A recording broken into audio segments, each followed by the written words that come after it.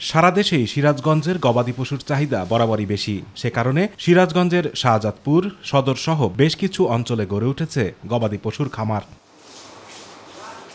কোরবানির ঈদকে সামনে রেখে এবারও প্রাকৃতিক প্রক্রিয়ায় হচ্ছে গরু মোটাতাজাকরণ। তবে তাপদাহের কারণে বেশ কিছু রোগে আক্রান্ত হচ্ছে পশু। সারা বাংলাদেশে প্রচন্ড গরমের জন্য আমাদের গবাদি পশু পাখিগুলো অস্বস্তিকর অবস্থার মধ্যে আছে।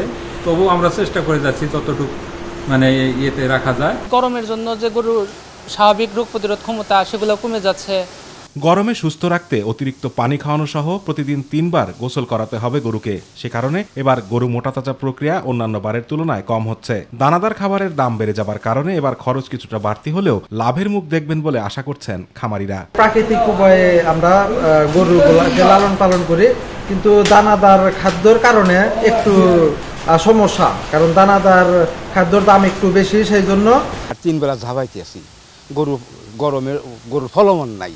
অতিরিক্ত গরমের কারণে বেশ কিছু রোগে আক্রান্ত হচ্ছে গবাদি পশু। তবে তা নিরসনে প্রাণী সম্পদ বিভাগ তৎপর। ওয়েদার যদি টেম্পারেচার বেড়ে গেলে স্বাভাবিকই গরু খাওয়া দাওয়া তাদের কমে যায়, তাদের কোনো একটা হজম ক্ষমতা কমে যায়, যার কারণে আমরা তাদেরকে যেটা পরামর্শ দিয়ে আসতেছি যেটা হচ্ছে যে যদি গরম বেশি হয়, যেটা আপনি বলেন যে আমরা তাদেরকে 2-3 বার গোসল করার বলতেছি, এবং তারা যেন দিনের বেলায় অন্তত শক্ত খাওয়া এর জন্য না খায়, পানি বেশি খাওয়ায়, বিশুদ্ধ পানি, পাশাপাশি যেন কাছাকাছির জন্য প্রাপ্যতা বেড়ে দেয়। যখন দিনের তাপমাত্রা যখন কমে যাবে তখন যেন তার দানাদার অন্য খাদ্য খাওয়ায়।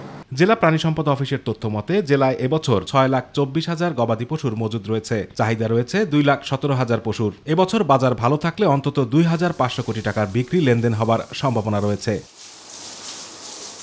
আতিকুর রহমান তিতাস, মাই টিভি।